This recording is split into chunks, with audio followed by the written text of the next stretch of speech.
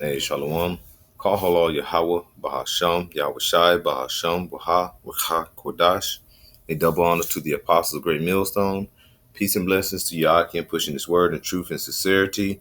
This is Amathia from the GMS Dallas camp, and wanted to go into the video here, which was brought out about 2015, and it's going to go into the holistic doctors, which a holistic doctor is someone who specializes in herbal remedies instead of more of a pharmaceutical method. But I'm going to play this to show how the direction have led up to all the way up to today. Lord willing, this to be edifying. Now, this is a small, minute thing that happened, but it can happen that's based on what the bigger outlook is appearing to be. But here we go. It's been a week since Dr. Sievers was found murdered in her Bonita Springs home. No one has been arrested. Detectives were back at the house today. According to neighbors, investigators told them the murder weapon was a hammer. We saw deputies take away a heavily fingerprinted door and the family's van as evidence. New at 6, NBC2 anchor Joe Rhodes has learned Sievers is not the only Florida doctor with ties to holistic medicine found dead in recent weeks. A local tragedy unfolding in Bonita Springs, getting national attention. Bombshell tonight, we go live to Bonita Springs, Florida. In the last hours, mysteries surrounding the murder of a gorgeous young doctor. Dr. Teresa Sievers' brutal killing is captivating. Some people are connecting it online to the deaths of 2 other doctors with ties to Florida. Each of these 3 doctors and their deaths are stories that are not finished being told yet, despite what official accounts may say. Doctors Jeff Bradstreet and Bruce Hededal both died within weeks of each other back in June. Bradstreet was found dead of a gunshot wound to the chest in North Carolina on June 26th. Investigators say he killed himself. Reports show Hededal was found dead in his car. And a stunned audience, all wondering why and how this man could have died. Some say he died of natural causes. An account set up by Bradstreet's family looks to raise money, with claims of finding out the truth. His niece describes him as never giving up. Both doctors took a more natural approach to healing, like Dr. Sievers out of Estero. But a representative from the National School of Topical Medicine says he isn't buying any conspiracies. You have to some of the anti-vaxxer websites that there's a heavy component of conspiracy theories or beliefs that somehow the pharmaceutical companies are in collusion with public health authorities. There are also reports that the doctors Bradstreet and Hededal had been contacted by federal authorities in the days leading up to their deaths. I did reach out to the FDA, who pushed me to the Georgia State Attorney's Office. They declined to comment on any possible investigation. Live in the control room, Joe Rhodes, NBC2. Thanks, Joe. NBC2 is committed to bringing you the latest on the investigation into Dr. Sievers' murder. You can count on us for breaking updates. As they emerge, we'll bring them to you both on air and at NBC-2.com. See, this is what he brings forth. All right? This is what he brings forth. He brings forth destruction, lies, and deceit. Now, when you go into, like, say, these holistic doctors, you see that these things have, and I just read it from my scriptures here. Read it from my sword. All right? This is Job 9:24. It says, the earth is given into the hands of the wicked. He covered the faces of the judges thereof. If not, where and who is it? When you know who the scriptures are talking about, when you go into Jacob and Esau and the descendants of Jacob and Esau, you see that Esau is the so-called white man who's descended out of, like you say, Esau, Edom. And his blessing was given the sword. And with that, he brings forth agony upon the world.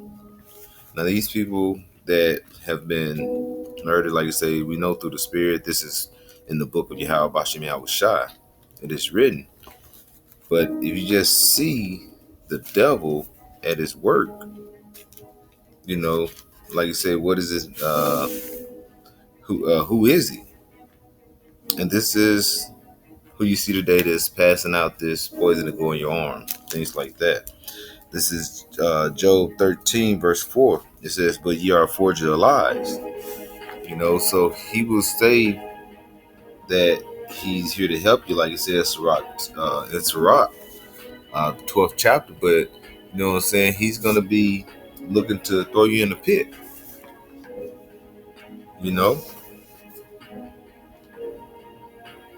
And when you see how these doctors, these holistic doctors, have been picked off one by one, and this was back in 2015. When you look at over the last 10 to 15 years, and it's hard to find now. It used to be easier. Every one of them had, a lot of them, majority of them had freak accidents, walking down the street or riding the bike down the street, may get hit by a car, you know what I'm saying? Fall down the stairs, just some freak accidents, and then all of a sudden you come up and get, like, say, the Fauci to come up and say, hey, take these to save everybody. These men are a forger of lies. Like it says in verse 13 again, "But ye are a forger of lies, ye are all physicians of no value." All right. "Oh, that ye would altogether hold your peace, or it should be your wisdom. And Esau is wise to do evil." But this is something that we have to look at. And we come to this right here, we get to certain things like this. President Biden's chief medical advisor, Dr. Anthony Fauci, joins us now to discuss. Good morning to you, Dr. Fauci. It's good to see you. We just heard in David's piece how students say that they will now get the vaccine because it has now been FDA approved. How much of a game changer do you think that this will be? Well, I think it's going to be very important from three standpoints, Gail. When you have a vaccine that's fully approved by the FDA, there are a certain percentage of unvaccinated but eligible to be vaccinated people who have, in a survey, said about 30% of them who were reluctant to get vaccinated now will go ahead and get vaccinated. So that's a pretty good chunk. Dr. Fauci, how far away do you think we are from full approval for Moderna and Johnson & Johnson? I don't think it's too far away because both of those products were a bit behind in the initiation of their EUAs and then in the submission, obviously, of a lot of material that is required for a BLA. So I think it's a temporal issue. I don't think there's anything different necessarily about the process. It's just that they submitted or are submitting their material a bit later. Are we talking about after Pfizer did? Are we talking about weeks, do you think? Months still? It's difficult to predict because the issues may come up with the FDA. I would imagine, knowing the differences in time of the submission of their EUA, that it likely would be a matter of a month or so, but not a lot more than that. Dr. Fauci, how close with this approval and the two other approvals that are likely to be forthcoming soon, how close are we to getting back to some sense of normalcy where there are fewer guidelines and we don't think about the coronavirus on a daily basis? That's going to be up to us. And when I say up to us, I mean it's really how many people get vaccinated, how many people step up and say, we've had enough of this. We've got to put an end to this terrible outbreak that's completely disrupted our lives. What is that threshold? So we have the vaccines available. The threshold is something that we don't know. And the reason I say we don't know it is because you have to get to a situation like with measles, where you were like way 90+% of people were vaccinated and really got that kind of what we call herd immunity. You know what that number is because when it gets below that number, you start to see outbreaks. I want to go ahead and end it here. Now you have him, like you said, the vaccine is FDA approved now, so, and more approvals are coming. This is Psalms 119. In verse 1, it says, "Blessed are the undefiled in the way who walk in the law of the Lord."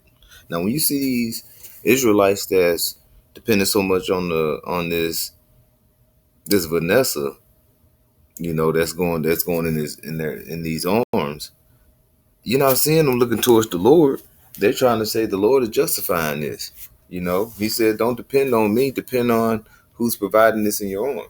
Now, once again, are we saying that what's going around with this pandemic, if is it not real? No, we're not saying that. Are we, do we believe, I believe that it's been put out there by Esau to do so and for him to proceed with his agenda? Of course. So we have to walk in the ways of the Lord and come out of the world. And this is a part of the world when you go and try to get this Vanessa in your arm. You know what I'm saying? That's why it said, blessed are the undefiled in the way who walk in the law of Yahweh. Blessed are them that keep his testimonies and seek him with the whole heart. They also do not, they also do not, they also like it. They also do no iniquity. They walk in his ways. So we're trying to walk in the ways of the Heavenly Father. Now, when you jump down to verse 154, it says, no, verse 53, 153, this Psalms 119 and 153, it says, consider my afflictions and deliver me, for I do not forget thy law. Now, do we live under the law? No. Like you say, we live to the law to the best of our ability, but are we under the law? We're under grace at this point. All right. But the Lord is not looking. If you're looking to receive this Vanessa in your arm, you're not looking for that grace from the Lord. You're looking for grace from Esau, and you're going to get the Lord's wrath. Because this is going to lead up. If you take this, you're going to definitely take the MOTB. All right, which you can read about in Revelation 13. So this is verse 154. It says, plead my cause and deliver me. Quicken me according to thy word. So make me alive according to thy word. Okay. Preserve me, as I come out of the state of this world, going into Micah 2 and 10. Come out of her, my people. Because we're looking for that destruction to be delivered to the heathen nations and also the 2/3, which we want to be a part of the elect. Lord willing, I speak for myself first and foremost, because we got to work out our own salvation, that I can be delivered amongst with the brothers, because you have to pray for the elect. And that quickening of your spirit is basically coming alive in the spirit. So you do away with the carnal thoughts and come on with the spiritual thoughts, the proper understanding. Verse 155, it says, salvation is far from the wicked, for they seek not thy statutes. All right. It says, great are the tender mercies, O Yahweh, quicken me according to thy judgments. And the Lord is going to do what? Come judge this place harshly. Okay. This is one of the biggest empires that have lived lavished off wicked and deceit. And the Lord is going to, and they're, their sins and their heathenous ways, the wickedness have reached up to the heaven, and the Lord is going to come down with them with great wrath. And this is going to come upon Idumea, which is Esau Edom, and also upon the other nations. Now it says, verse 157 says, many are my persecutors and my enemies, because you're going to have even your own family members. You're going to have Israelites that's going to be trying to put your name out to these forces that's going to come upon the world. And when I'm talking about the forces, I'm talking about the military. Okay, the enforcement of the laws of, they're going to, like you say, make this Vanessa approval through the FDA, and they're going to mandate it. So they're going to say it's mandatory for you to get this. So the ones that ain't mandated, ain't sticking by the rules of the laws of the land is going to be thrown into what? Internment camps and things like that. But the Lord said he will deliver his men, and his men will eat. So Lord willing, we'll get through that. And if we get thrown in the internment camp, so be it. Lord willing, the Lord is with us. It says, many are my persecutors and my enemies, yet do I not decline from thy testimony.